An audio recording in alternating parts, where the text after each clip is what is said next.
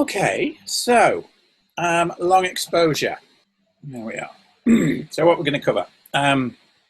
Why is long exposure wonderful? I love long exposure as a genre of photography. So we're going to have a kind of talk about that and you know the creativity that is involved. I'm going to give you a definition of long exposure, and then I'm going to show you a set of different images which come under that fairly broad definition of long exposure, with lots of different techniques. Now, you know, the shots that I'm using are my shots. Some of them are okay, some of them are they're just okay, but they're examples of the technique. So, you know, chances are you've got better ones than I've got in many of these cases. We'll talk about the kit, and then we'll also do a little bit of work in Lightroom and Photoshop at the end of the talk. And what I'm going to do is show you a little trick for combining traffic trail shots. So you know the traffic trail shots where you get the lights going through an image with moving traffic. Well, what I do is take 5 or 6 shots and I combine them into a single image where you get a much more powerful kind of combination of all the traffic trails brought together. So I'll show you how that's done as well. So that's it. So as we go through, shout out any comments or any questions or disagree or whatever, that, you know, all that's good. And we'll see how we go. I don't think I need to go through the photographic background stuff. So you probably recognize this guy, most of you. If you don't, this is Ansel Adams, who is probably one of the greatest ever black and white landscape photographers, American photographer, and he did a huge amount in the US to popularize the national parks in the US and actually get them national park status. But I love this quotation of his, and it's actually in the book as well that I'm writing. You don't make a photograph just with a camera. You bring to the act of photography all the pictures you've seen, the books you've read, the music you've heard, the people you've loved. It's all about creativity, isn't it? It's all about your inner voice. It's not just about pointing the camera at a scene. And I think that that top line, you don't make a photograph just with a camera. Now, you notice he doesn't say you don't take a photograph. He says you don't make a photograph, because a photograph is made. It's captured in the camera, but then it's also, there's more to it than just the in-camera capture. There's post-processing. You know, if you're producing a physical print, then there's a whole technique around printing as well. So that's what we're going to talk about, and kind of where the space we're going to be in tonight, if you like, is this idea of making photos. And the sequence of processes that's involved in making a photograph. So why is long exposure wonderful? Why? Well, I mean, you know, I suppose as with any speaker and stuff, all I'm doing is just telling you what I think, and that's not necessarily right or wrong. It's right for me at the moment, but I'm just sharing, if you like, my thoughts. I think one of the key things about long exposure that I love is that pretty much still, I mean, I'm sure it's going to change fairly quickly because the technology is just advancing in leaps and bounds, but you've almost still got to have a proper camera to do this stuff. Yeah. I'm sure there's filters that you can apply, and I know you can go into Photoshop and simulate this kind of stuff. But to capture an image like this one, which is the Customs House on the River Liffey in Dublin, and you can see we've got movement in the clouds, we've got lovely steely kind of brushed steel look to the river in front of the Customs House there, and this is not something that most phones can do yet. I'm sure they will be able to, but it's kind of still in the purview of, if you like, people with proper cameras who are actually thinking about what they're doing. And this brings us on to probably the most important bit of long exposure, and why I love long exposure, probably above all else in terms of taking photos, is the need for pre-visualization. And that's just a fancy term for thinking about and having, if you like, in your mind's eye, the shot before you've taken the shot. To see or to pre-visualize what you're hoping the image would look like at the end of the process before you actually take the image. Okay? And pre-visualization is really, really important. That shot took me 4 months to get. Okay? It was at the beginning of when I was starting to really kind of get into long exposure work, and I've been shooting for about 2 years now, a particular project around great buildings in Dublin, shot in this style. So this is one of those images. But there was a lot of thought went into this. So to get an image like that, that's a middle of the day image, and most images that I shoot in this series particularly are not golden hour images. So I don't have to get up at 4 a.m. and be on the beach for the sunrise. So it's great from that perspective. This is a lazy man's image. This one, I can do this in the middle of the day. So I need hard light because it's stone and it's contrast that I'm looking for. I need broken cloud because if I'm going to do a long exposure shot, I want there to be cloud. So a clear blue sky is no good to me at all. Okay, I need cloud. I need wind because the cloud needs to be moving.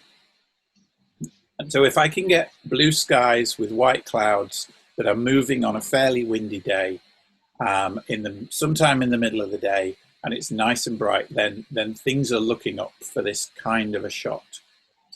But then I've also got to have all those things come together on a day when I can actually spend a couple of hours and get into the middle of Dublin and shoot. And those days don't come along that often.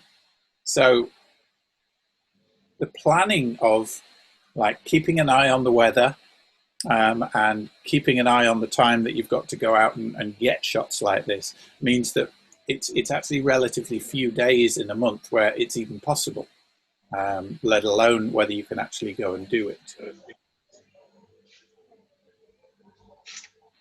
There's a surprise element to a long exposure shot.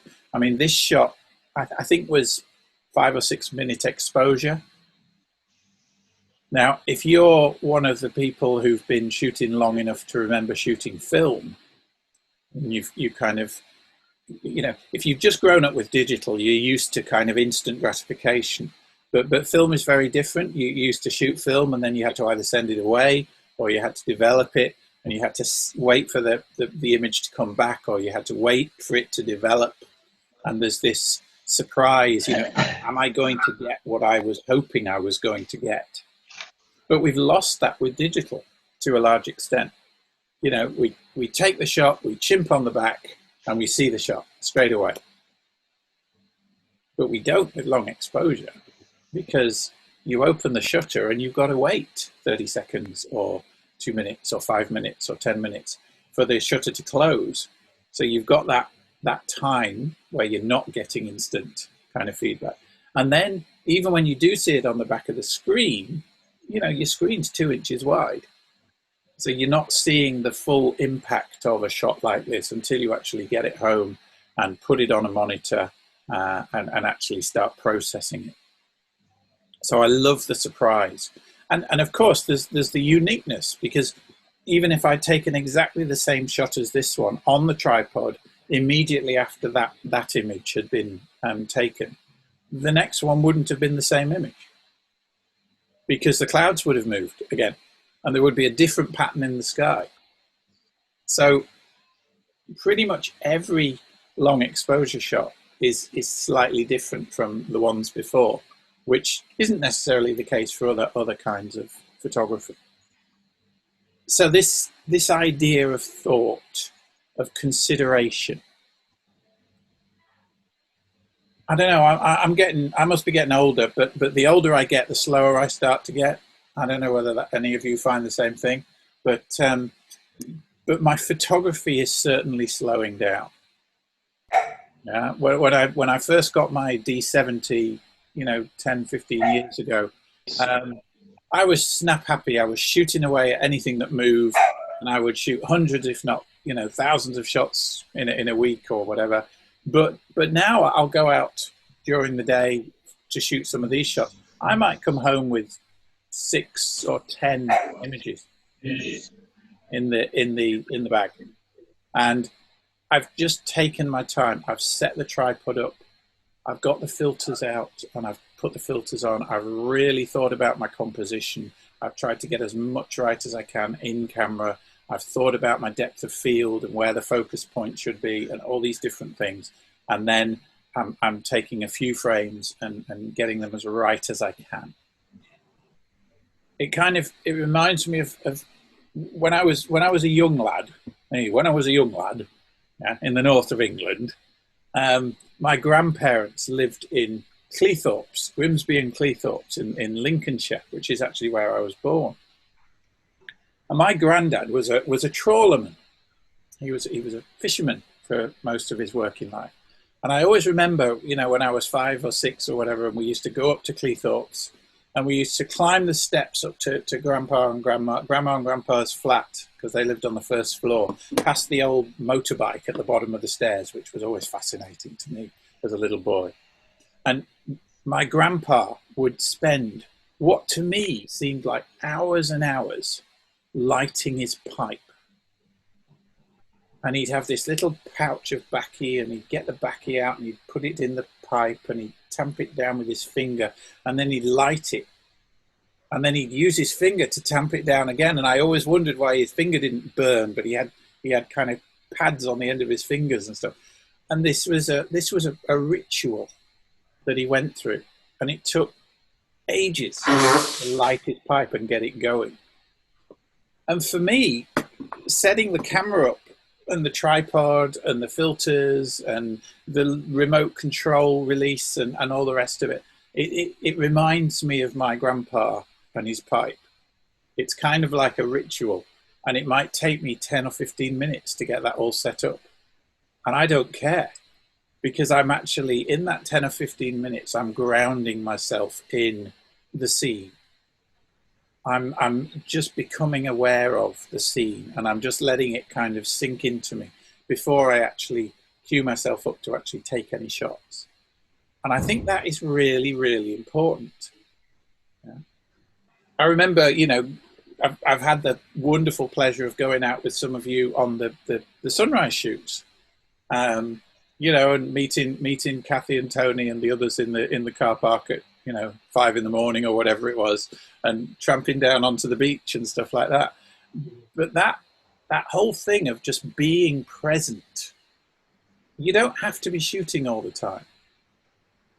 And I think long exposure moves you into this space of being present and just appreciating the scene that you're part of more than other aspects of photography. Yeah. So anyway, this for me is why long exposure is wonderful, and I'm seeing a few smiles around the screen. So I think probably a few other people are kind of resonating with that, which is great. That's super. So what's long exposure? Well, here's my definition for this talk tonight. Okay, holding the shutter open long enough for some elements in the scene to move yet still be recorded, although often in a blurred or unsharp state. Okay. Now, that definition allows for an awful lot of shutter speeds. Okay, so I'm going to show you a series of shots in a little while, and the fastest shutter speed is a 60th of a second, and yet that counts as a long exposure image by this definition. Okay, and if you think about, when was panning done last, Kathy? It's probably not too long ago. You had the Margate run and stuff, didn't you? So you're muted. We can't hear you. But sorry, we were supposed to do it in April. Yeah. But we've had lockdown. Yeah. It was one of our set subjects, so we actually decided to wait until we can try it again. But I mean that kind of, the panning type shot counts as long exposure, because according to this definition anyway, you're leaving the shutter open long enough to blur the background as you're moving across the shot. So anyway, we'll see some of those in a little while. Okay, but this is a very wide church in terms of shutter speeds. We're going from maybe a 60th of a second all the way through to, many minutes exposures. So here's a bad shot of a waterfall. Well, two bad shots of a waterfall, but it serves a purpose. Okay, so this is a little waterfall in North Wales that I shot last year, I think, or the year before. The one on the left is the iPhone shot, isn't it? That's the 60th of a second, 125th of a second kind of snap. You're just recording the image. You're recording a scene.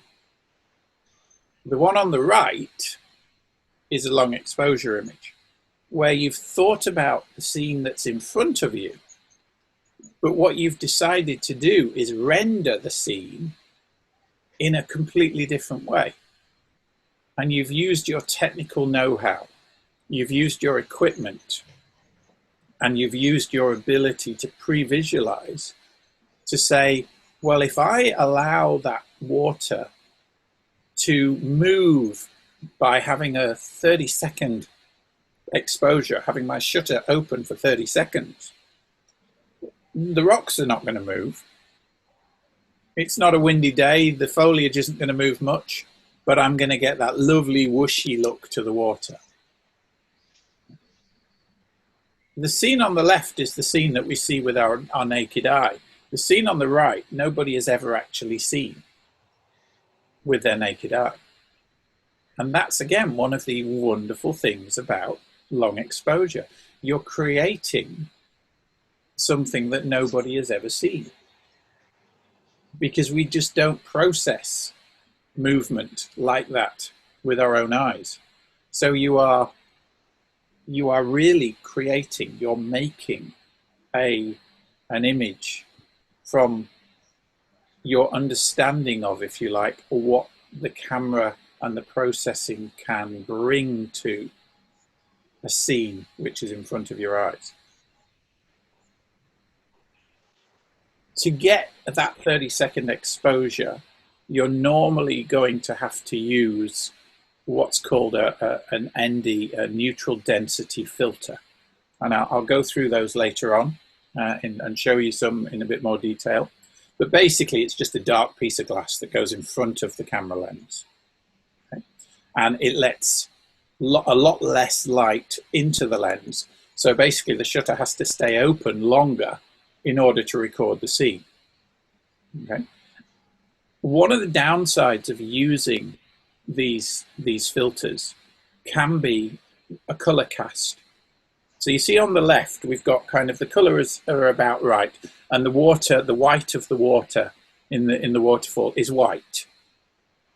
But on the right-hand side, the water is kind of blue, isn't it?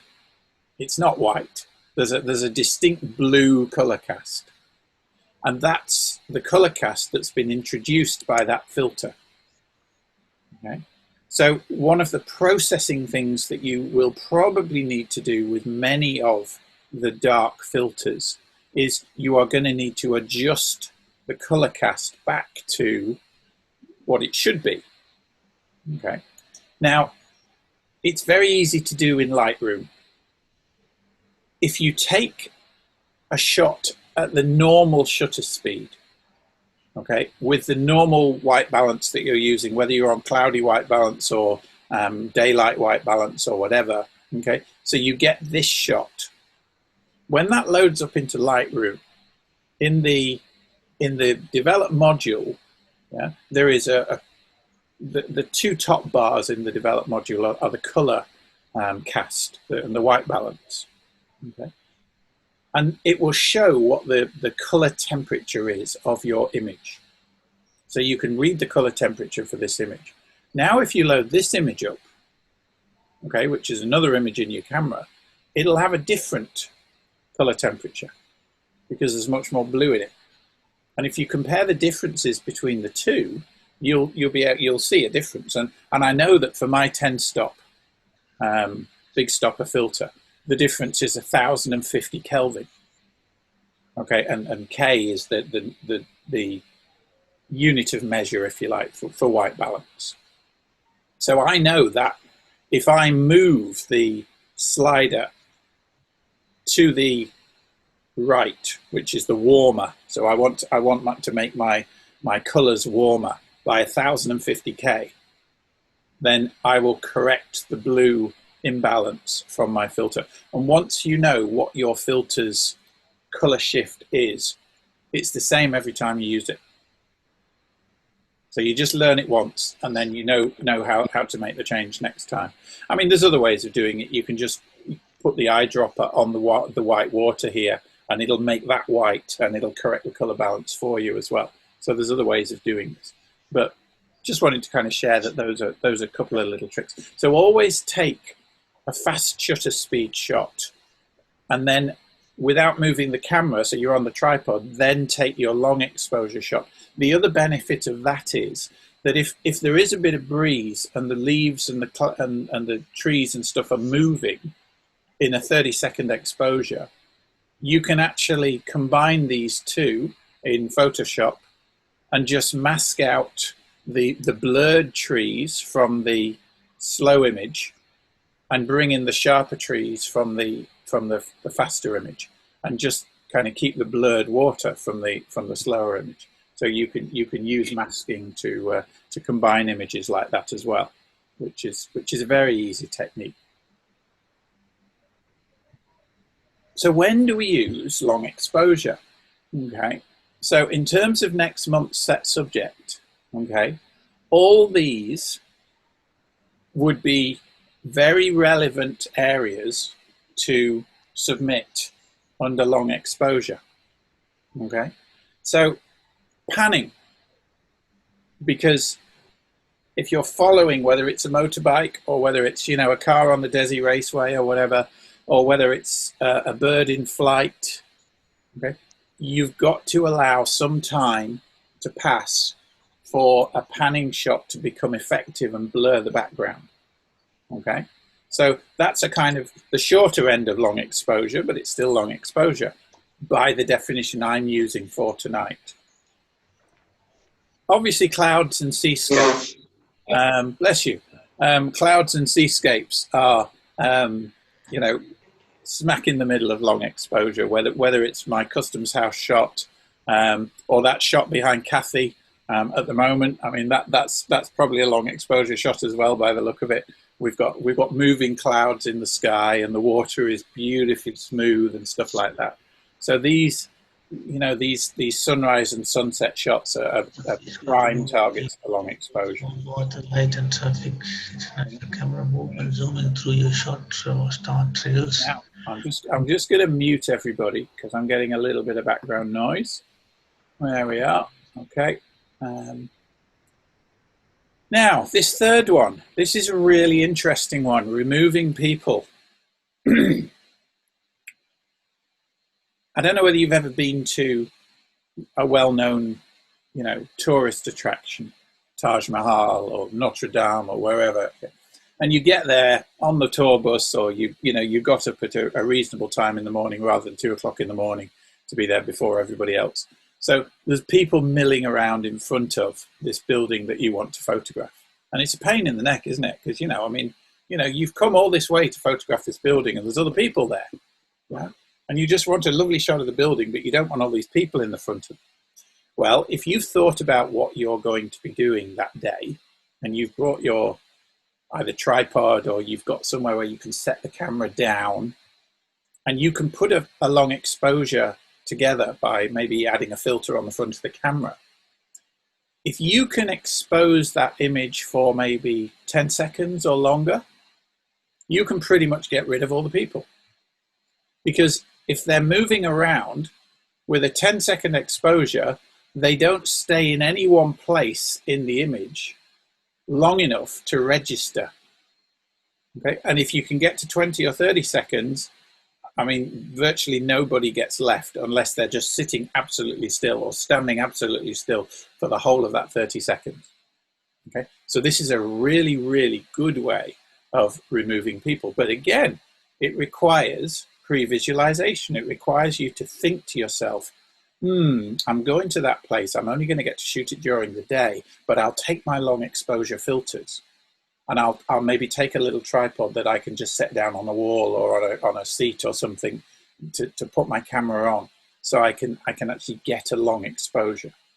Okay, so this is about knowing the capabilities of the techniques and your camera, and being able to deploy them when it's appropriate for you to get what it is that you want out of the shot. Waterfalls and smoothing water. Waterfall, anything from half a second through to 30 seconds, a minute or whatever, will cause water to smooth out, depending on how fast it's moving, obviously, and the direction of the water and all that kind of stuff. So just this stuff is tailor-made for long exposure. Light and traffic trails. So this is where you would typically have an exposure of 5 to 10 seconds most of the time, and traffic trails, the headlights or the tail lights from vehicles going down the road, show us beautiful lines, and that can accentuate the form of streets in a way which makes them quite beautiful at times. And if you can get up high, I think it was probably some of Henry's shots I saw. Was it you, Henry, that did Dubai, or was it Dubai? And you'd gone up onto one of the tall buildings and shot down into Dubai at night, I think, and there were some super traffic trails. Was yes, that one? Yeah. So that kind of thing is great if you can get into an urban centre and find a building that you can get high in, so that you're looking down onto the streets. If you can do a long exposure, you can get the shape of the traffic going through the streets, coming out with all the beautiful lines of the headlights and the tail lights. That can be really, really effective. But it can also be effective at ground level as well. And I'll show you a couple of examples of that as we go through. There's a technique I only actually became aware of 2 or 3 years ago, and there's some great Facebook groups around ICM, intentional camera movement. Yeah, I mean, intentional camera movement deserves probably a set subject to all of its own one night. Maybe next year, Kathy, I don't know. But ICM is a fantastic creative way of using your camera, and basically it's as it says. So you move the camera during the exposure. So you might set a half-second exposure and you just jiggle the camera around, yeah, or you pan, or you zoom in and out, zoom in or out, or whatever. So you're consciously moving the camera to achieve an effect during the exposure. And I'll show you a few of mine later on. And the zooming through your shot is a type of ICM. Star trails. It's incredible how easy astrophotography is to do once you actually, know the settings. And you guys are really in a good place to get fantastic images of the night sky. I mean, when I've been down there in Ramsgate, I've gone out in the evenings and shot from Howard, my wife's dad's house, up into the sky, and got some lovely Milky Way shots. And it's not too difficult to do. So star trails and Milky Way shots, 3200 ISO, wide angle lens, 20-second exposure, you're going to get some nice shots of the night sky. Not too difficult to do. Obviously, you need to be on a tripod. Star trails in particular, though, are these ones where you take a shot and there are these circles of light in the sky. Okay? And you can do those in two ways. There's the right way, and then there's the wrong way. Okay? The wrong way is to just leave the shutter open for 2 hours. So you put your tripod on your tripod, and you set it to bulb mode, and you start the camera, the exposure, and you walk off and you leave it for 2 hours, and then you come back and you close the shutter after 2 hours. And you will get lovely star trails, because in 2 hours the stars will have moved a good way in the sky, and that dot of a star turns into this beautiful circular line. Okay, but it'll also burn your sensor out, because digital cameras are not designed to have the sensor powered, and the sensor is powered during an exposure. Okay, so as the shutter opens, power goes to the sensor, and when the shutter closes, power is taken from the sensor. Power's turned off. So modern sensors are not designed for long periods of being powered on, and the warmer they get, the more noisy the sensor becomes, because some of the sensor sites start to overheat, and that's when you get that horrible purpley light appearing in different pixels. Okay. The best way of shooting star trails, rather than shooting 1 2-hour exposure, is to shoot 120 or 240 30-second exposures. Okay. So you set your camera to shoot a 30-second exposure, yeah, and then you either use an intervalometer, you can use handheld ones, or some of the more modern cameras will actually do it in camera. Yeah, so you can say, right, I want a 30-second exposure, but I want you to shoot 240 of them for me. Yeah? And it'll also normally give you how many seconds between each exposure do you want the camera to rest. So if you tell it to rest for, say, 2 seconds, something like that, that's enough time for the sensor just to cool down a little bit between each exposure. Once you've got all those 240 exposures, you can drop them into specialized software, which isn't expensive particularly. One of them, I'll put it in the chat actually. One of the good ones is called Star Stacks, STARSTAX, Star Stacks, and that will take those 240 images and it will combine them all for you into one image, where all the little tiny bits of movement from the stars are combined into the circles. It takes a bit of processing. You're going to have to make a cup of tea while it goes off and does its thing. But you can get some very, very effective shots like that. Dance is an area that is great with long exposure, because, a few seconds you can allow dancers and veils and stuff that they're wearing to move in a shot. And if you combine that with some creative flash work, you can get some beautiful imagery. But you really need a decent sized space or a studio to do it, plus a dancer. So I haven't really done any dance work yet, but April is 8, and so I think I'm going to have plenty of time to do a bit of that. She's already showing signs of wanting to be quite good at dance. Fireworks, very simple to get technically. I mean, 10 to 30 second exposure, f8, you're going to be able to get decent fireworks shots. So that's always a good one for long exposure. And then multiple moons. We seem to have had a plethora of kind of good moons over the last year or two. I don't know whether there's any more coming up in the Southern Hemisphere soon.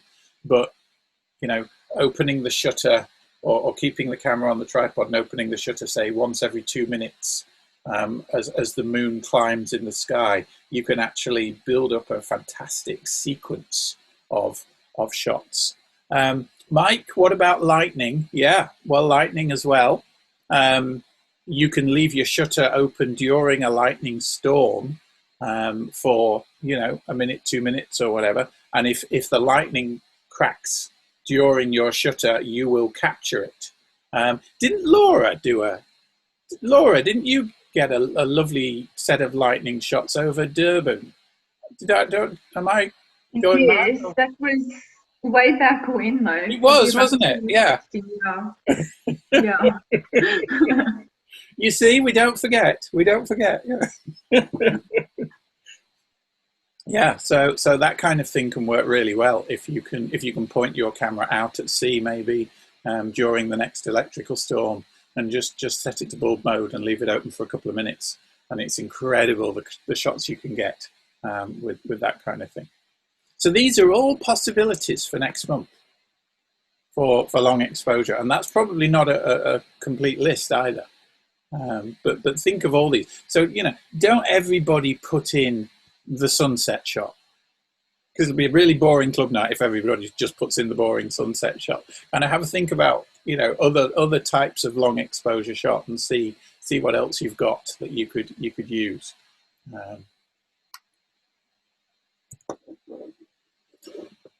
I'm just going to drop into Lightroom because I just want to show you a little trick. Okay, and I don't know whether this will work with your other programs that some of you use. I know FastSpring and other things like that. But I tell you what, this is brilliant in Lightroom for finding stuff like this. Okay, so are you seeing my Lightroom screen now? Yeah, I can see you nodding, Kathy. Thank you. Super. Okay.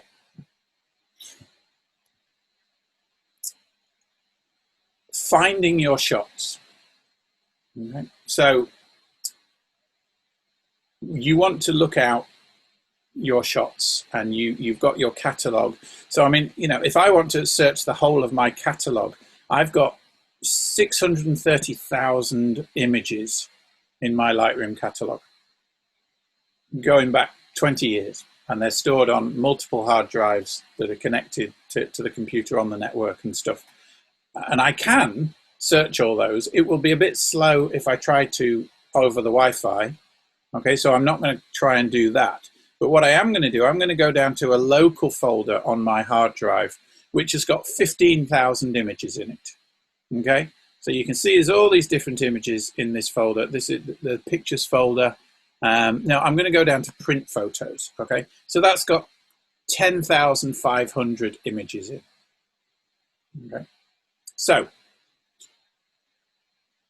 in the library module in Lightroom is this library filter bar. Now, if you've got Lightroom open and you can't see this library filter bar, okay, you can bring it up using the view menu, and you just put in show filter bar. Yeah? Or you can just use the / key. So if I hit the / key now, that filter bar disappears and you've just got the grid view. Yeah. If I / again, this filter bar appears.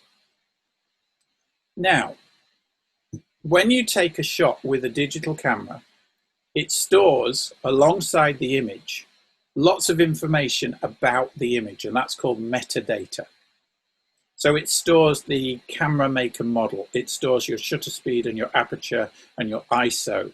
It stores whether you fired the flash. It stores the zoom that your lens was out at and what your lens is, and all these, the date and the time, and maybe your GPS if the camera's got GPS, all this stuff. Okay, so I'm going to search all my print photos, so all 10,500 shots in my print photos folder, and I want to find all the shots that are between a second or more exposure time. Okay, so all my long exposure shots that I shot in 2019. Okay, now how long would it take you to assemble that list of all your 2019 shots of more than 1 second exposure that you'd given 1 star or more to, that were reasonable shots? Okay, because in Lightroom it takes you about 10 seconds to do that. So let's do that. So the library filter and then this metadata drop down. So the first column is date. So that's read through 10,500 images, and it's broken them out by date, by year. So I can go down now to 2019 and click on that, okay? And now it will filter just the 2019 shots. So now I'm down to 1,821 shots. Okay, so I've got 2019 selected, 1,821 shots there. Here's all the cameras I used in 2019 and how many shots I took with each one. Here's the lenses that I used. This isn't helping me, but the fourth column would normally be set to, I can't remember, I think it's set to rating, okay? But this little double-headed arrow allows you to get into this list of all the different bits of metadata that the camera stores about your image, okay? So what we're looking for is shutter speed, because the search that we're after is images of a second or more in 2019. So we want shutter speed. So now, if I pull this down so we can see the list, yeah, here's all the different shutter speeds of those 1,800 shots that are 2019 shots. So I've taken one that was 240 seconds, and if I double click on it, there it is. It's a shot of Valentia Island off the coast of Kerry from 2019. Come back to the grid view, G. Now, 235 seconds, 231 seconds, 30 seconds, 5 images. Okay, and you can see I've got 4 images of the local weir, and then an image in Dublin of the Beckett Bridge and the Convention Centre and the Liffey. Okay, so I want everything from 1 second or above. So I've got 1/3 of a second, then 2.5. So if I click on 2.5 seconds, and then I shift and hold the shift key down, and now click on the top one, 240 seconds, that'll select all those images. Okay, that's everything from 2.5 seconds up to 240 seconds. And now I can have a look at those in the grid below. And it's not that many shots, you can see. It's a few shots, okay? But that's my shots. Very, very quick to search through thousands and thousands of images and put these filtering criteria on. Yeah? I remember for a club night, I think it was HCPS 2 or 3 years ago, probably more than 2 or 3 years ago now. Didn't we do a 50th of a second night a few seasons back? We did, didn't we, Henry? Yeah, few seasons back. So, you know, again, so you could say, okay, well, I need to go back through my catalogue. So let's go through, you know, the last 5 years. So I'm going to select 2015 to 2020. Yeah. And then there's my 50th of a second shots. Okay. So I'll choose 50th of a second, and it'll read all these images, and then it'll eventually come up with this full list, and it'll just show me my 50th of a second shots. Okay. Now it's just taking a little while because it's having to read 5 years worth over the network, but you can see it's building that up, and eventually all the shots that come up will just be a 50th of a second. There we are, 82 of them. Yeah. And all those shots were at a 50th of a second. There's one at Desi. Really, really quick to do. So anyway, I just wanted to show you that little trick. When you're asked to kind of grab photos from a particular you know, set of rules, if you like. PowerPoint. Share screen again. And PowerPoint. So that's just those, how to do that. Okay. Right, we'll do 10 minutes of technique shots, and then we'll have a little break, and then we'll continue on the technique shots for a bit more. So let's start with the fastest shutter speed of the set, which is 60th of a second. And I took this shot in London. I was doing a course for Nikon at their Nikon school in London. And we just took some panning shots outside. So, I mean, the only real setting that matters here is the shutter speed. Okay? So what you need is a shutter speed which is slow enough that the camera has time to move so that the background blurs sufficiently, yeah, but is fast enough that, assuming your hand holding, yeah, you are going to be able to keep the subject relatively sharp in frame. Okay, so this ICM shot is a 15th of a second, and I've just vertically panned during the shutter being open. So 15th of a second, it's long enough to still see that this is reeds. So this is at the end of that shoot, and I couldn't put filters onto this particular lens because it's just too big. So what I did was try to slow the shutter speed down as far as I could using the camera settings. So f32 was the biggest number I could dial in for it as an aperture. Okay, so basically that's slowing the shutter speed down as far as I can that way. Dialing in the lowest ISO that I can. So those two are giving me an 1/8 of a second. Okay, so that's the slowest shutter speed I could achieve with the light that was in without actually using a filter. But even at an 1/8 of a second, we're getting the movement of the waves. And if you use this compositional technique of including rocks, when you are also looking to include wave movement or cloud movement, the solidity and the non-movement of the rocks and the detail and the crispness of the rock offsets, if you like, the movement of the wave or the water or the sky or whatever it is. So that's a really good kind of compositional technique to do. So when you're shooting your coastal images and stuff, this is why generally what you're looking for are leading lines in of, you know, rocks leading into the water, both to take the eye in, but also to give you that juxtaposition, if you like, of the detail and the stillness of the rock with the movement of the water. Okay. Are you going to bed now, Danny? Apple. You want an apple? Okay. There we are. Thanks. Okay.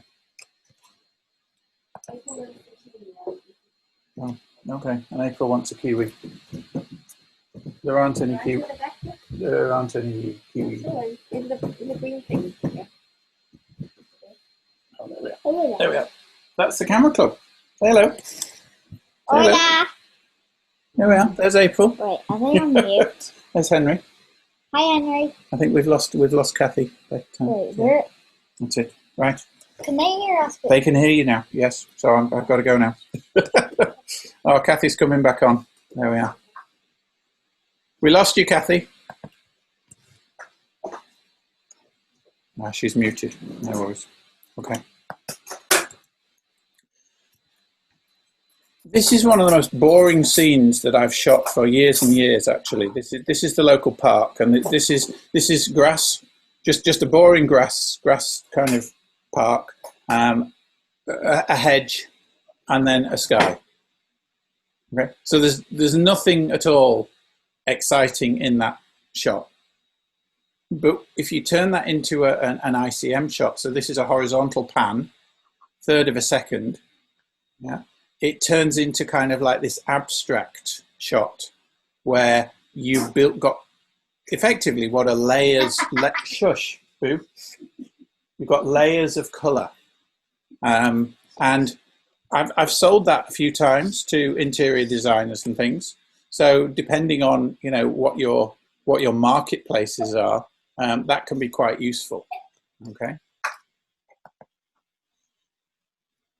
And here's a last ICM shot, and then we'll have a quick break. So this is a vertical pan of a silver birch tree in winter. Okay, so and again, it's not supposed to necessarily be anything. It's just supposed to evoke a sense of either movement or, you know, whatever. It's abstract is very difficult to kind of define in those terms. But again, you know, it's maybe something that might be used as a background or as a book cover or something like that. A third of a second, and you're just panning vertically as you take the shot. So normally what I start doing is moving and then actually trigger the shutter as I'm moving up, so that it's a relatively smooth. Because if you try and take the shutter and then move, you tend to get a bit of a wiggle. Whereas if you want the smooth lines, you need to be moving while you take actually trigger the shutter. Okay. Here's one of coastal water. So the wave comes in, and then there's that little pause, isn't there, before it goes out again. And that's the time to shoot coastal water, is just on the turn of the wave, to get these patterns of water. Because as the water's rushing in, it's moving pretty quickly and it's all chaotic. As it moves up the beach towards you and washes around your feet and just gets to that point before it washes out, effectively the water stops. And if you trigger your shutter for your eighth of a second or half a second or 2 second exposure, just as the water starts to go out again, it's moving slowly enough, but it's moving. So the fact that it's moving relatively slowly means you get to see the patterns as the water swirls around the rock, and we get these patterns of bubbles around the different rocks and things. You wouldn't have got that if that had been coming in. Those tend to come out much better as patterns as you go out. So again, these are quite an effective way of using long exposure or longer exposures, and anything from an eighth of a second to a couple of seconds, and you'll be able to get shots like this depending on the speed of the water and the waves coming in and out. So this is the Halfpenny Bridge in Dublin, which is a very famous old bridge in Dublin. And when I do my night walks along the quays in Dublin with small groups, this is one of the shots that I always tell them they're going to go home with, and it's called the ghost shot. And it's really easy to do, this kind of a shot. So, you know, once night has fallen and you're in the kind of urban areas or whatever, we pop the tripods at the bottom of the bridge and set them up. Normally, for most of the beginners, you know, rather than going into full manual, I'll tell them just go into shutter priority and set the shutter speed to 2.5 seconds, and then let the camera figure out the aperture. But you know, f8, f16, something like that.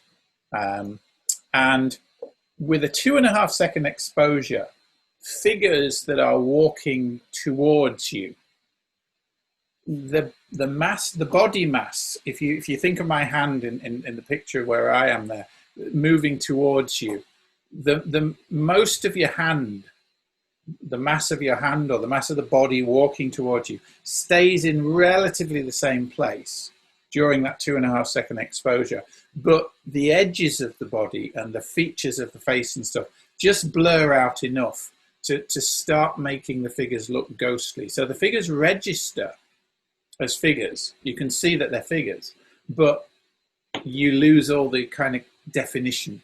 So you get these ghostly figures. If you make this 3 or 4 seconds, the figures will start to fade. They really will start to look very, very ghostly. And anything over like 5 seconds, 6 seconds, and now you're into kind of disappearing people completely. So this is a way of getting some fairly atmospheric shots, especially once night has fallen and you've got kind of, you know, a photogenic location like this. And it's such an easy shot to get. So that's the ghost shot. This is London, Big Ben. And this is actually the same trip that I was on when I did that panning shot.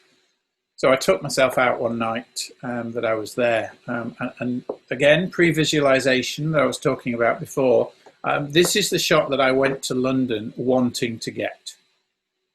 Okay, this is the one I wanted to take home, more than any of the other shots that I got in London. And again, it's a simple shot to get once you know the technique. So for shots like this, light trail shots with the big kind of whoosh effect, you want to put the start of the light trail in one of the bottom left-hand or the bottom right-hand corners. Okay, depending on where the the direction of the traffic. So this is a set of traffic lights down at the bottom here. Okay? So basically I waited till the buses, and this is a bus, and you really need buses. Cars are okay, but cars are kind of just headlights. Buses have got all these other amazing lights going on, especially when they're lit inside as well. So they give you much more of a whoosh. I mean, a big well-lit lorry or an ambulance with its sirens going, stuff like that, that'll work too. But buses are just brilliant. So I just sat and watched the buses for a little while and timed them. And they took kind of about 6-8 seconds to get from here, when the lights changed, to past me. So then I set up the tripod and I just extended the first set of feet, this first set of legs. So the tripod was with the camera on it. The camera lens was probably 18 inches, between 18 inches and a couple of feet off the ground. So quite low to the ground. The idea there was that I kind of wanted the headlights to come out as the straight horizontal line. So the camera wanted to be about the same height as car headlights. Okay. Use a fairly wide angle lens. So I suspect, because I was shooting, I think I had the 24-70 lens on, so this is at 32 mil, something like that. So, a reasonably wide angle lens will give you more of this kind of effect of the whoosh, because you'll have a wider field of view. So you open, you set a a decent depth of field, f11, and then just open the shutter. And so as soon as the traffic lights changed, open the shutter, and then you just count and let the bus come past you. And as soon as the buses come past you, then you can close the shutter again, and you get a shot like this. And this is done quite well for me in a number of international salons and things. It's quite a powerful image grabbing, attention grabbing shot. These are the 12 Bens, which are a set of hills out in County Galway on the west coast of Ireland. And I'm shooting across to the 12 Bens from a little place called Carna. And this one is really just showing you kind of, moving clouds, wide angle. So we've got a 20-second exposure. F16, because I wanted the foreground rocks to be in focus, and I also wanted the bends in the background to be in focus. So gone up to F16. ISO 200, so, quite a low ISO. You obviously keep your ISO as low as you can for most shooting. And again, a wide angle lens, 18 mil.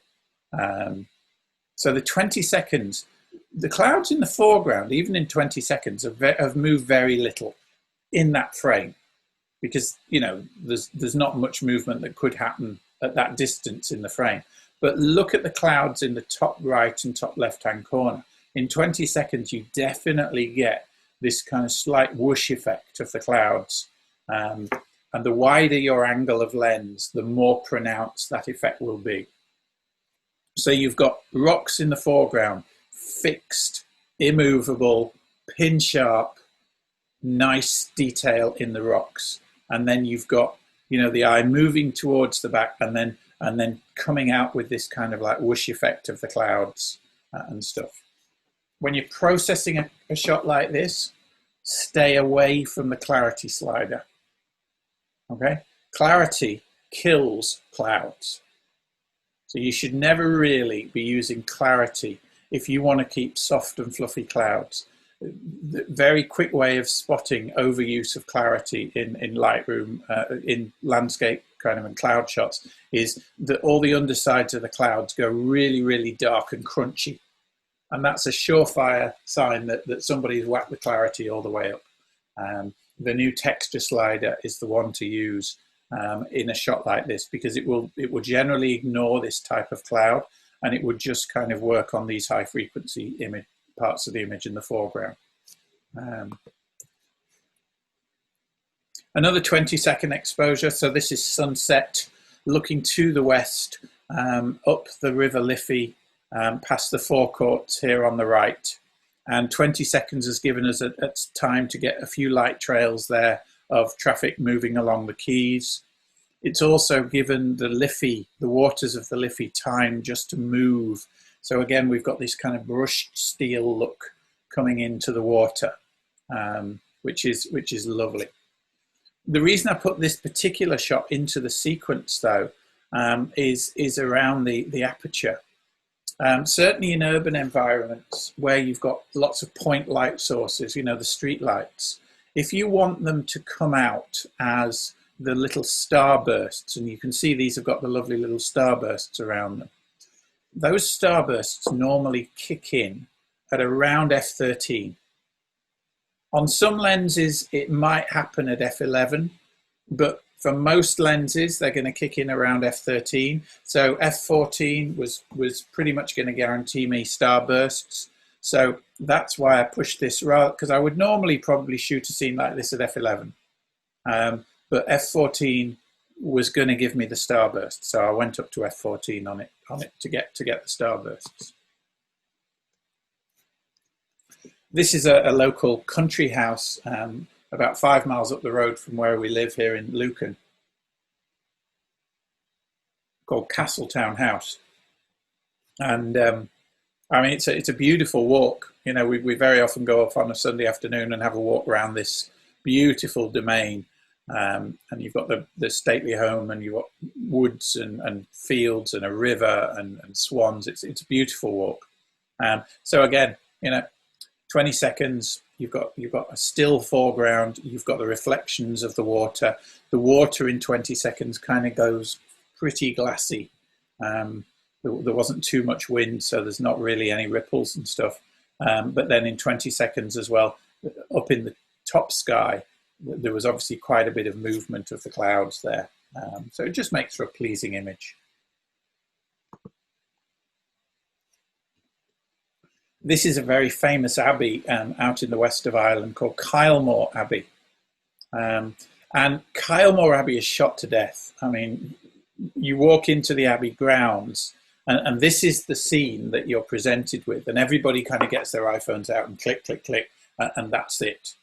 And this is, again, what I was talking to about earlier on about, well, how do we get a different rendition of the standard image that everybody gets? So I knew we were going to end up at Kylemore that holiday. So I had the filters in the car and I took them in with me. So I set up the tripod by the lake. I put a polarizing filter on to start with, because I wanted to get through the reflections on the water and really show the lake bed through. And until I turned the polarizing filter to diffuse those reflections, you couldn't see any of this lake bed. Okay, so that's one of the things a polarizing filter does, as well as gives you about a stop of less light because it's a dark filter. And then I put a dark filter on, so I would get a 30-second exposure, because I could see that there was quite a bit of wind behind the hill. And then I worked out this lovely triangle. I thought this would work as an interesting kind of composition. You've got the big triangle of the hill. You've got this smaller inner triangle of the kind of the abbey as an inner triangle there. And then a 30-second exposure with the black and white conversion. Now, if you're going to do black and white conversions with blue skies and white clouds, apply a red filter when you're doing your conversion. The red filter darkens the blue in the sky, okay? So when you're in Lightroom or whatever, you can go in and you can basically turn the blue in the sky pretty much black. And this is what you're looking for with black and white conversions. You're looking for high contrast. You're looking for blacks to be black and whites to be pretty close to white. And you need that full dynamic range. And you probably need to push the whites a bit and push the blacks a bit as well, to really make them stand out and make it nice and punchy. But the 30-second exposure just blew those clouds out past the hill. And we also got that mirrored in the bottom water there. Light trails don't just have to be buses and cars.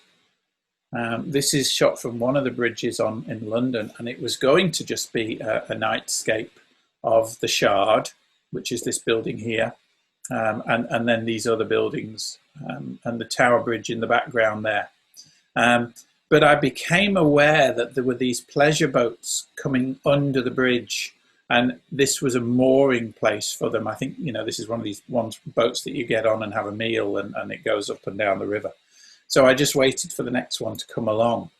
And this was a 40-second exposure.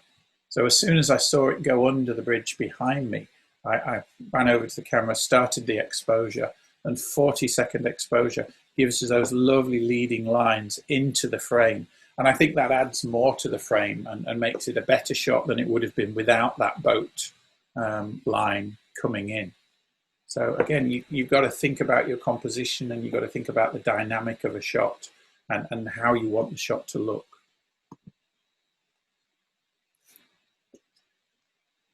You don't have to have fancy kit to do this stuff. This shot was one of the first shots I took when I came to Ireland. So, you know, I was really getting into photography again.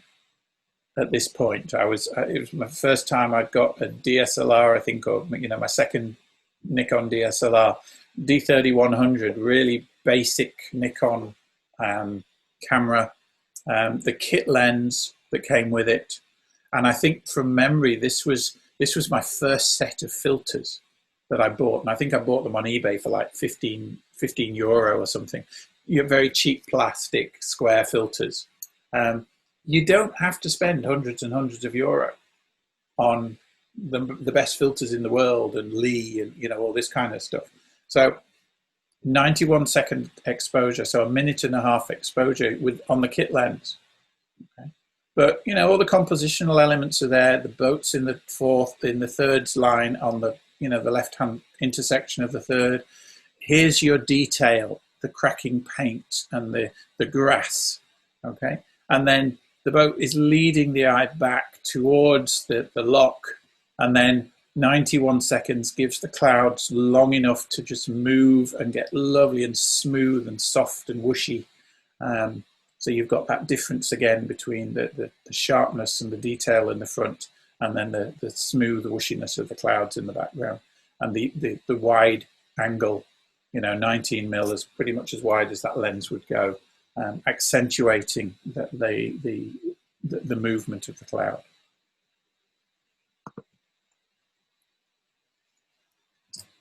I think some of you have seen this one before. I took this one with Tony, and this is down at Banner's Rest near Port Edward. I had a lovely day out shooting this. And this got featured by the Royal Photographic Society. I wrote an article, and this and some of the other shots from this shoot, they featured that in their 20th anniversary magazine for the Digit part of the RPS. And it's won a couple of awards at salons and things as well. So 120-second exposure, so 2-minute exposure on this one. Tripod is in the water, very low down to the water, and 120 seconds really lets that water just beautifully soften up. But you've got the lines of the water through the rocks. You've got the leaves and things picked up, and then the cascade in the back, not quite blown out. If you look at this on the histogram, we've still got about half a stop before we actually blow the whites out, even though it looks quite white. And then I've just dodged and burned a little bit over on the left-hand side here just to bring out the detail on that tree. And Tony is actually sitting behind where it says F18 in that shot, although we can't see him at the moment.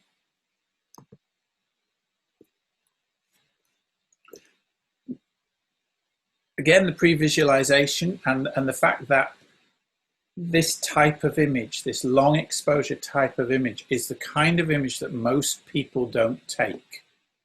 Okay, so if you want your images to kind of have a bit more impact, this is a great way to get that.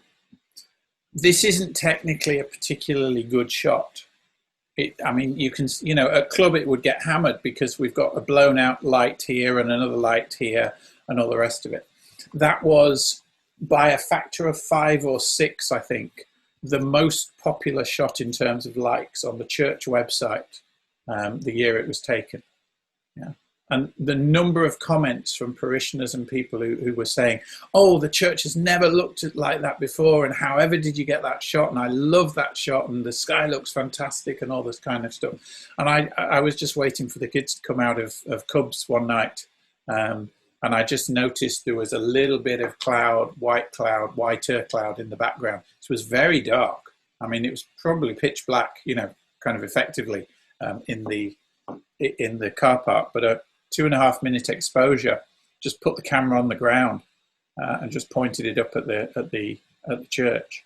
And as I say, it was a hugely popular image from the parishioners. How are we doing on time? Right, 20 minutes. So let me just share a few of a series that, as I say, I've been shooting for a couple of years now, and will continue to shoot for probably a few more years because there's a lot of fantastic buildings in Dublin.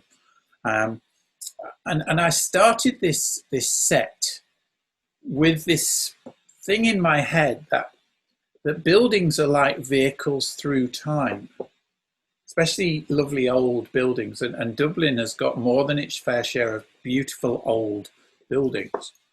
So this is the Royal Hospital at Kilmainham, and it was originally a barracks for, you know, the British when they were in charge in Ireland before Ireland declared independence. But it's a fantastic old building, and there's beautiful cobblestones and this lovely square and the arches and all this kind of stuff. And I wanted some way of recording these wonderful buildings, but in a different way to just, you know, picture postcards. And one day it came to me that maybe long exposure was the way to do it, because these shots for me, it's almost like that you're in a kind of like a time warp or something. You know, the moving clouds kind of symbolizes time and the hundreds of years that this building has stood, and all the life and the amazing stuff that it's seen. Yeah, and so that's what that was the thinking, I suppose, behind the series. Most of these are with either a 10 or a 15 stop filter. So you're using really, really dark filters to get these images. They're normally shot in the middle of the day. You won't see any people in them, because if there were any people wandering around, they've disappeared, because the exposures are so long that the people just disappear.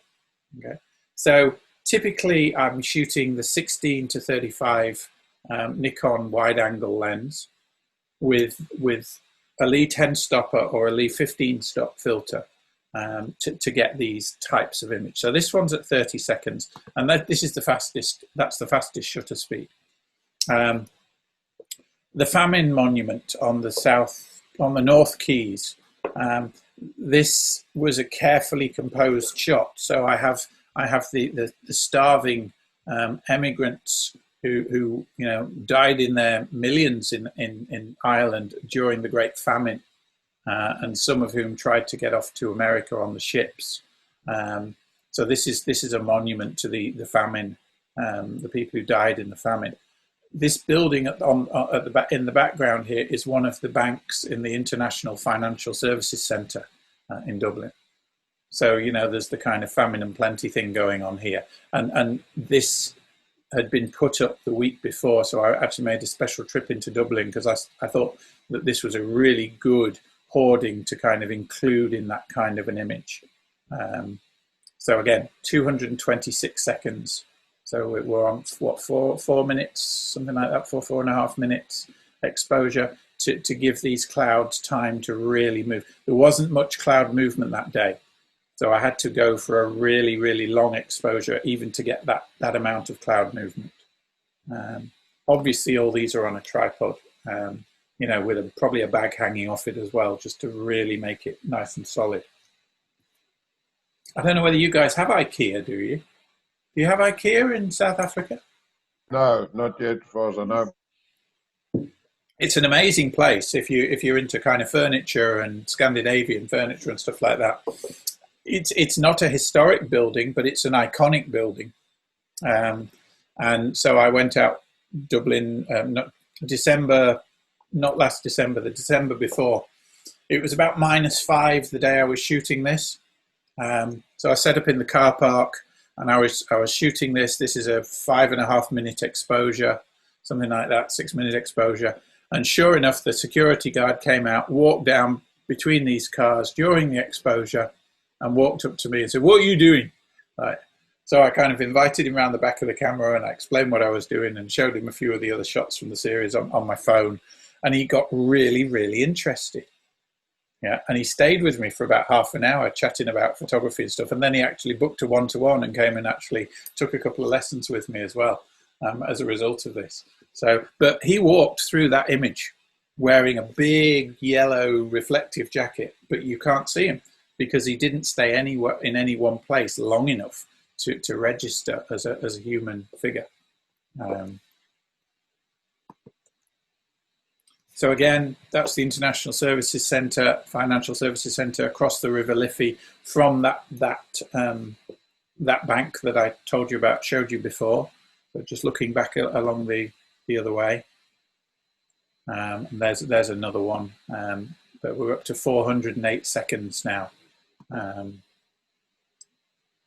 This is the Wellington Monument in Phoenix Park in Dublin. I couldn't get any further left.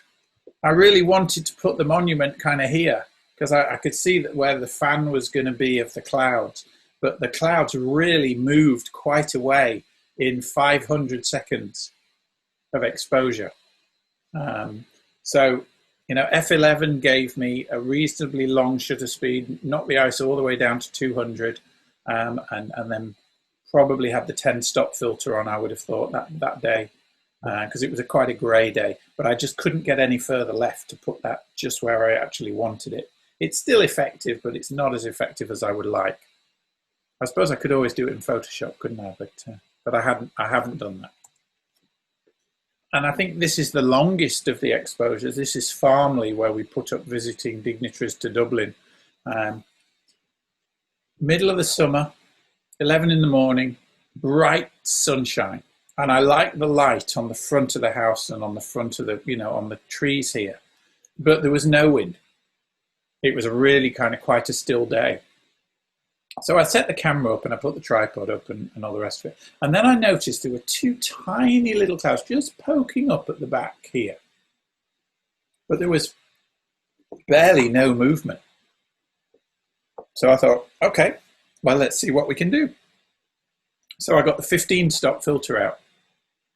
And I set it for whatever it is, 680 seconds, 700 seconds, F14, 200, and just had a go. And enough wind came up that in that, 11 minutes of exposure, yeah, the clouds moved from here to here in the sky.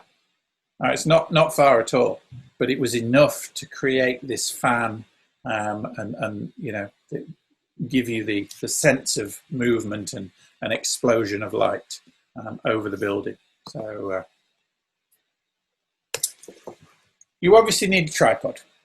So you've got to get yourself a decent tripod, not a cheapie. You need to spend kind of a couple of £1,000 on a decent tripod that's got good sturdy legs, you know, a reasonable ball head of some kind, these cheapy things are just not worth it, because they don't hold your camera steady enough to remain still for the long exposure. And there's nothing worse than investing all this time in doing a long exposure and then finding that the camera moved, because now you've got a blurry shot and it's, you know, it's not a usable shot. So get a decent tripod. A little trick for those of you that are doing kind of work on sand quite a lot, yeah, grab some lids from, you know, screw top jar lids. Throw 3 or 4 of those in the camera bag, because if you put the tripod on an upturned jar lid on the sand, it doesn't sink into the sand. Now, you know, it will do if the water comes in and makes everything wet, but it'll give you much more stability on the sand than just the bottom of your tripod legs. So just a few jar lids or CDs, they work as well. Old CDs work really well to spread the load and stop your tripod sinking into the sand. If you're going to be on sand where the tripod is going to sink in, and your tripod leg comes with spikes, and a lot of them do, when you get the tripod, quite a lot of them come with a set of spikes that you can screw into the bottom of the tripod legs. Then put the spikes on and jam the tripod down as far as you can into the sand. And then even if the water does come up, the tripod's not moving anywhere, okay? Because it's 6, 8, 12 inches into the sand, and it's rock solid. So that can be really, really, really useful to get a good shot. Sorry, I don't know what happened there. There we are. Remote shutter releases are useful. You can get wireless and wired ones. I've found over the years that the wireless ones are really not worth the money, because they fail on you.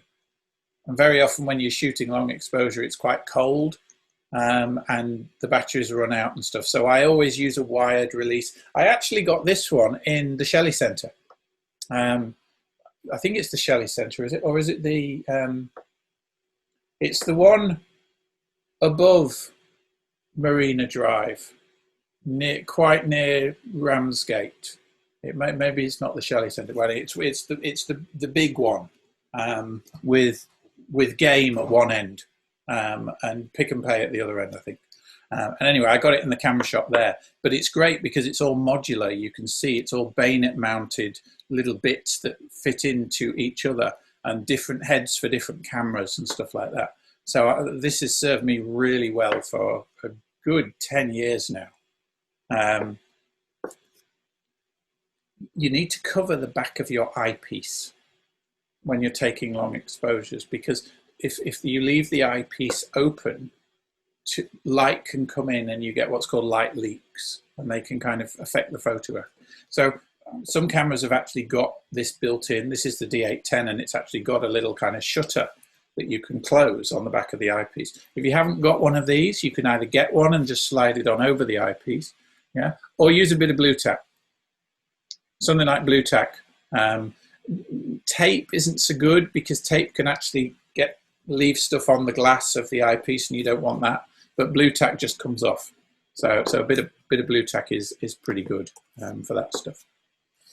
So then obviously polarizing filters are a dark filter, so they're going to give you a little bit of extra shutter speed. So they're useful. Yeah. Now this isn't my shot. I took this. This is the only shot in the deck that isn't mine.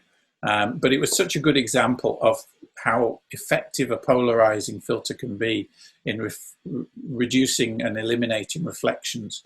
I thought I'd just use it.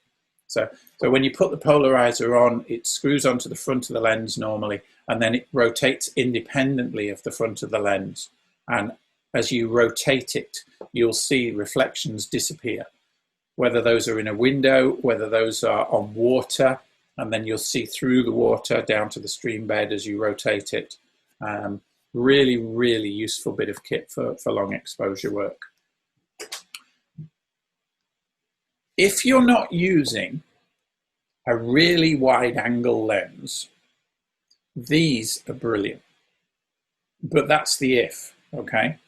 Now, if you're using a full frame camera, you start to have problems with these at about 20 mil, 20, 18, 16, anything from 20 mil down, these aren't really going to work well.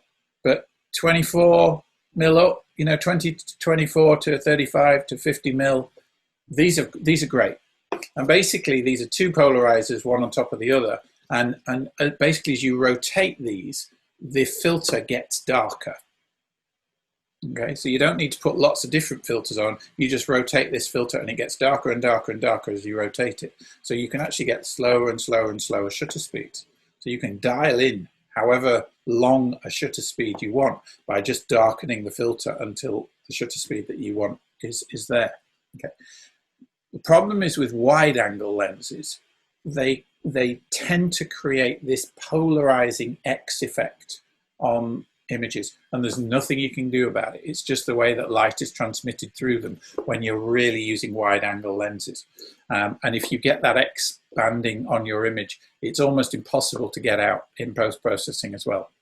So if you've got if you're using really wide angle lenses, you're actually going to need to get the square drop-in filters, and I'll show you those in a second.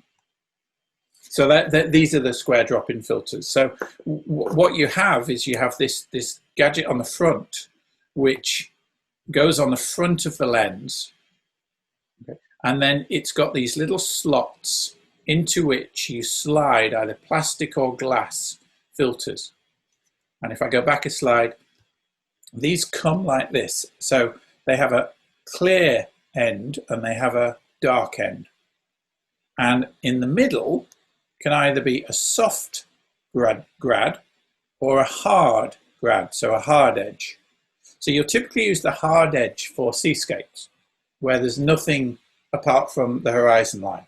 And then you really want to differentiate between the sky and the water, because that's where the high tonal contrast difference is. So you're going to typically darken the sky, then put that line on the horizon, and then ignore the foreground.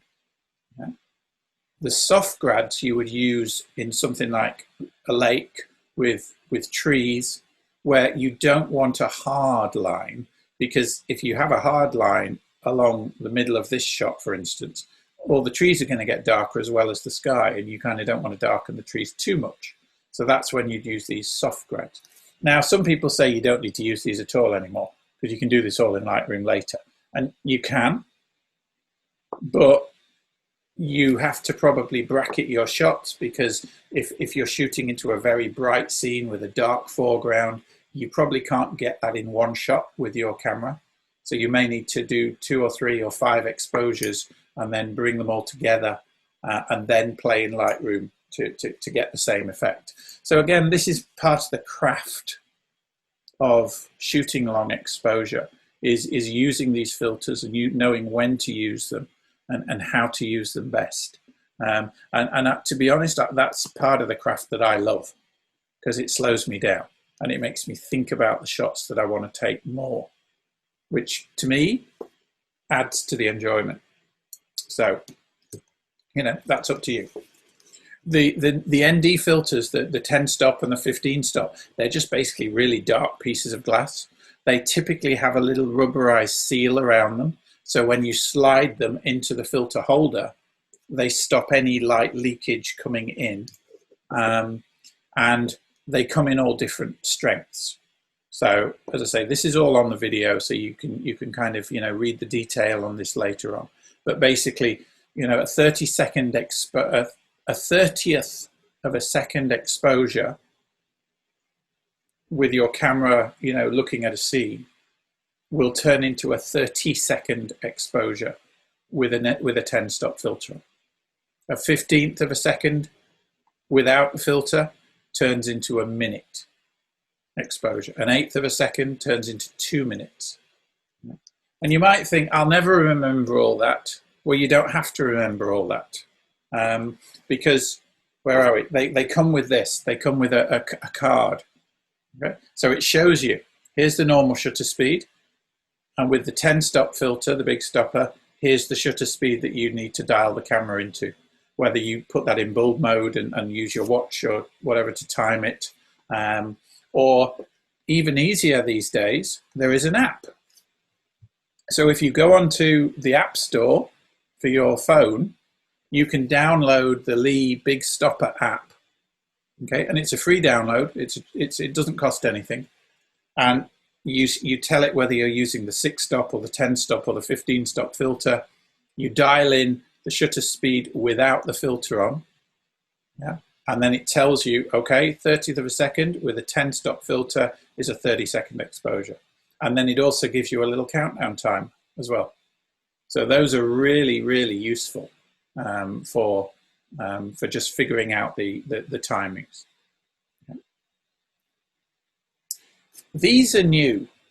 You may not have come across these. They've only been out a couple of years, but it's a new type of filter which is now on the market, and they're called clip filters, and they actually go into the camera between the lens and the camera. So you can see here the lens is off that camera, and you just drop the filter right in front of the sensor. Okay, and you know they're made for each particular camera, so they're actually the right size and everything. So you can't. There's no danger of them dropping in and touching the sensor or anything. What this allows you to do though is use dark filters. And it doesn't, you don't get that wide angle banding, the X banding I was talking about. They're also tiny.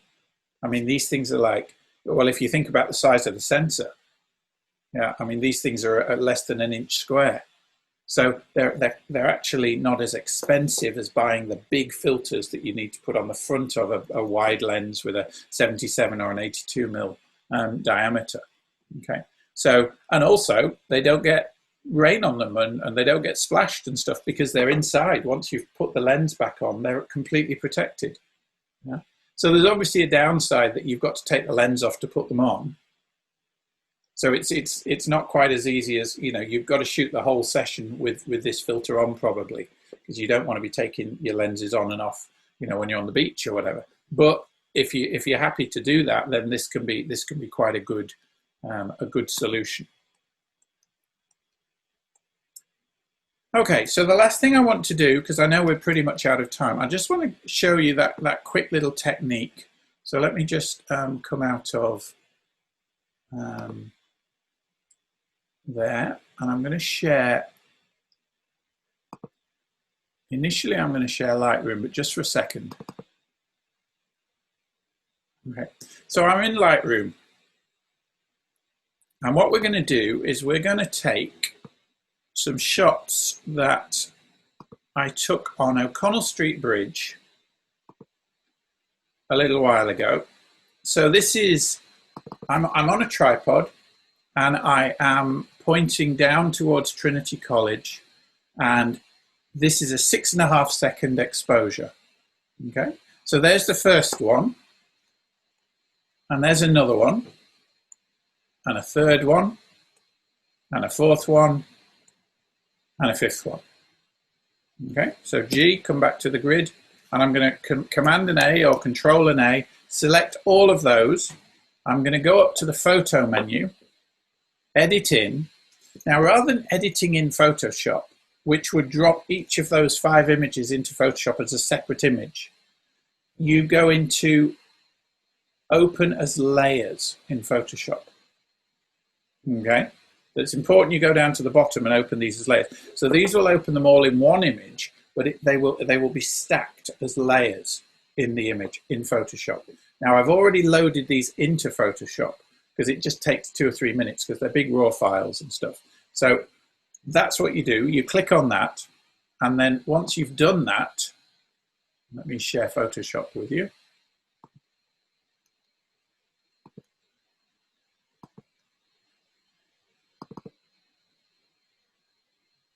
So now we're in Photoshop, and those images have all loaded in. And you can see in the right-hand side here, I have my layers of my 5 images. We can only see the top image at the moment because the images, it's like they're sitting one on top of each other. Okay. But if we want to just check that they're all there, we can turn off this with the little eye here. We can turn off the top image, and now we're looking down the stack to the second image. We'll turn that off, and that. And that, so you can see they're all there. Okay, no images at all. Let's turn them all back on again. So the first thing I need to do now is I need to select all the images. So click on the top one, down to the bottom, shift, click, and that selects them all. Now go up to Edit and Auto Align Layers. Okay, and then just say OK. And what this is doing is now just making sure that there was no, little movement. Maybe the traffic just moved the camera a little bit or whatever, shook the camera a little bit as a lorry went past. And it just aligns all the stuff that didn't move in the 5 images and make sure that they're absolutely stacked on top of each other. And you can see we've got a little bit of white there and we've got a little bit of white there, which just shows that there was a little bit of movement of some of those images. Okay, I've just maximized this up to the size of the screen. Command and O, Command and 0, just makes it fit screen. Okay, now here's the magic. Let's just select them all again. Now, you see where it says normal here? This is the blending modes. What I want to do is I want to make all the light trails appear in the same image. So with the normal blending mode, you don't see through the images. But if we choose the lighten blending mode from the list here, so we choose lighten, look what happens. Okay, so there's normal, where you only see the top image. But what happens when we choose lighten is it looks at the pixel in each of the 5 images, every single pixel on the screen, and it brings the brightest one up to the top, to the front, if you like. So we'll choose lighten. Okay. Now, what we can do now is we can turn off each of these images in turn and see what it's bringing to that scene. So if I turn the top image off by using the eye, you can see what is being added from that image. So I'm going to keep that one. That's adding this lovely whoosh here. What about the second one? Yep, that's adding this whoosh. So I'm keeping that one. What about this one? Now, this one is interesting, isn't it? I think I like it without that image better than with it. Without, with. It's kind of too heavy, the white here, isn't it? I think if we took that one away, we're actually left with a better image. So I'll turn that off, and then I'll just drag that image down to the, oh, actually, I've got them all selected. Let me just choose that image and just drag it down to the trash can and get rid of it, because that frees that image up out of the memory now. So now I'm only dealing with 4 images in memory and not 5. No, I don't want to do anything more with that image. That's absolutely fine for Photoshop. So what the last thing I do is I select the images again, click, shift, click, okay? And now I want to flatten them down into one image, because if I hit save now, it's going to make this image the size of 4 raw files, which will be a massive image. So I'm going to go to, I think it's layer and flatten. Yeah, flatten image, okay? Or you can just use the command Control and E or Command and E, okay? So either of those, and basically what that does is it just flattens those into one image now. So now I'm going to File and Save, and that's saving, that's saved. So I can now come out of Photoshop. So I'll just close that image down, shut Photoshop down, and I want Lightroom back. So let me share Lightroom with you again. And that image is now going to appear in my Lightroom. Are you seeing Lightroom yet? No, I don't think you are. Let's just see if I can share Lightroom again. Okay, there we are. So now we're back in Lightroom, and you can see there's our original 5 images, but here is our image in from Photoshop.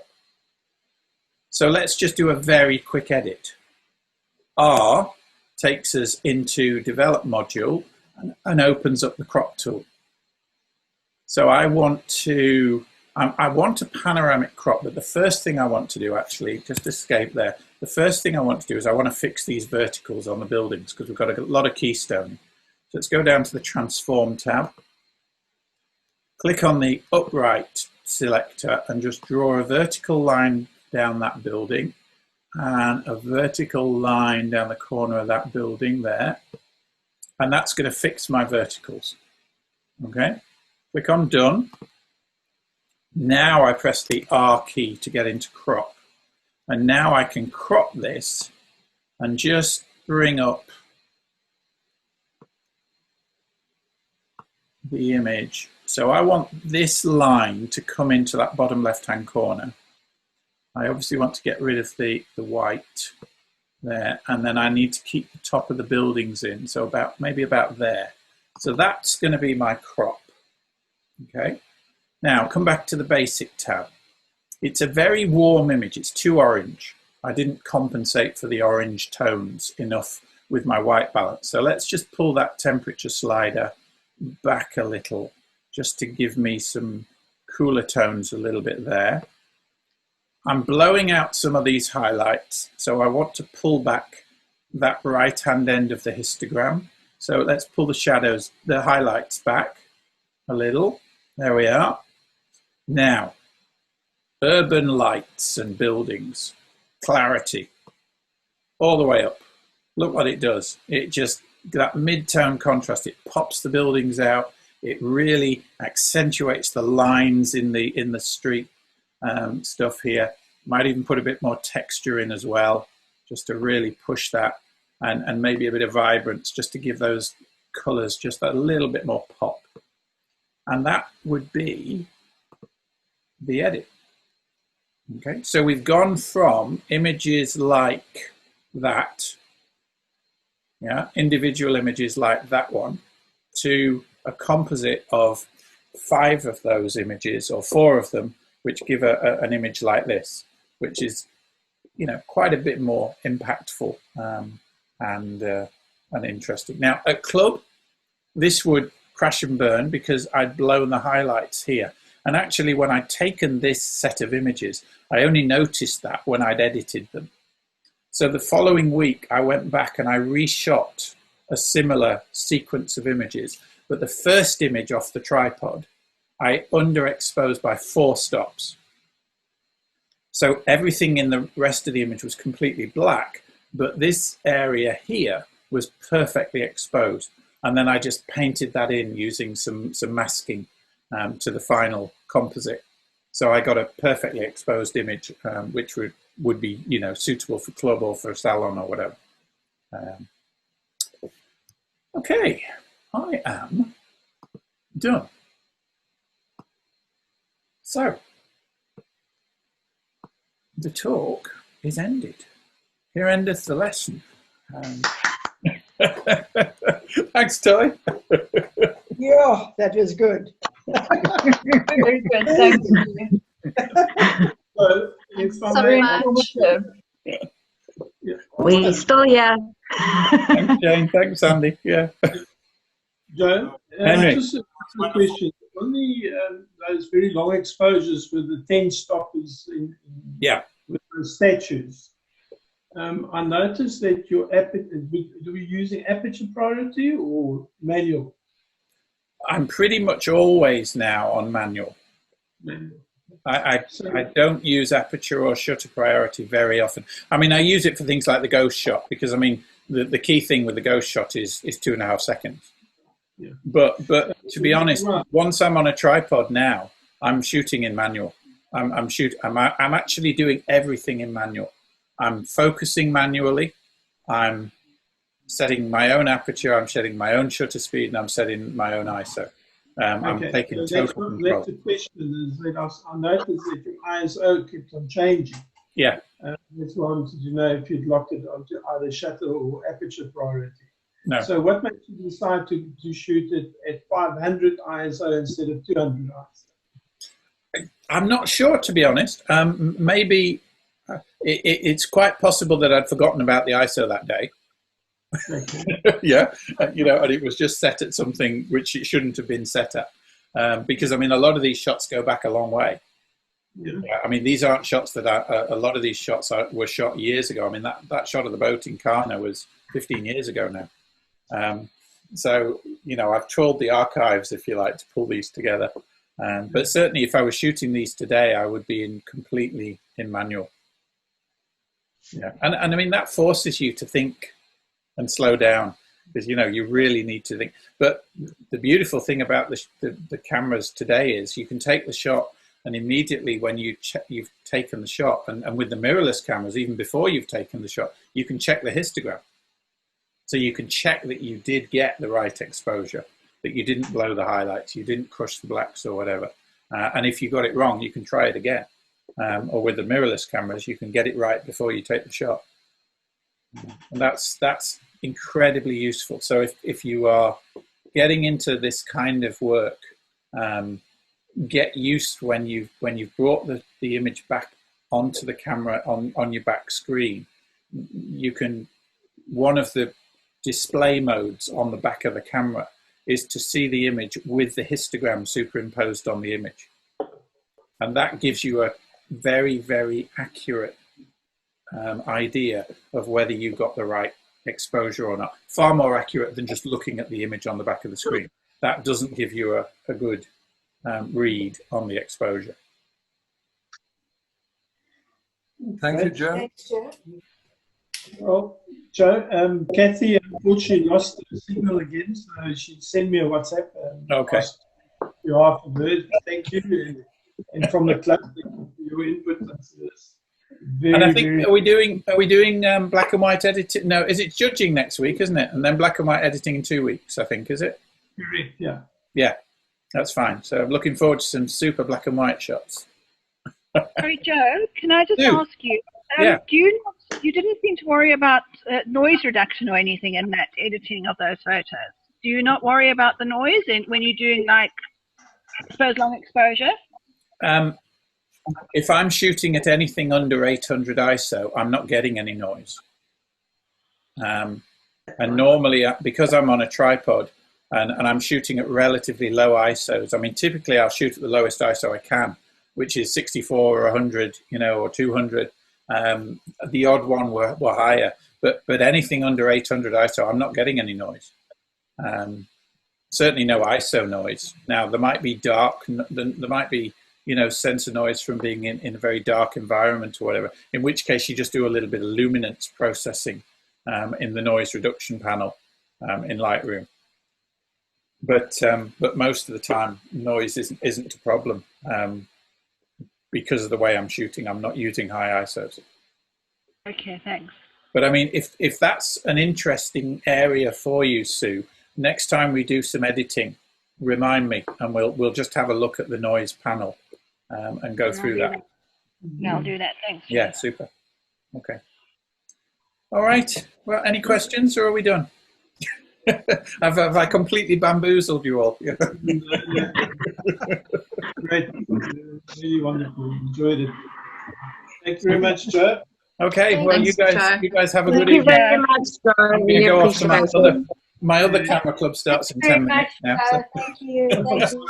Thank you. Bye. Well, see you next week. Bye. Bye. Bye. Penny. Cheers. Bye.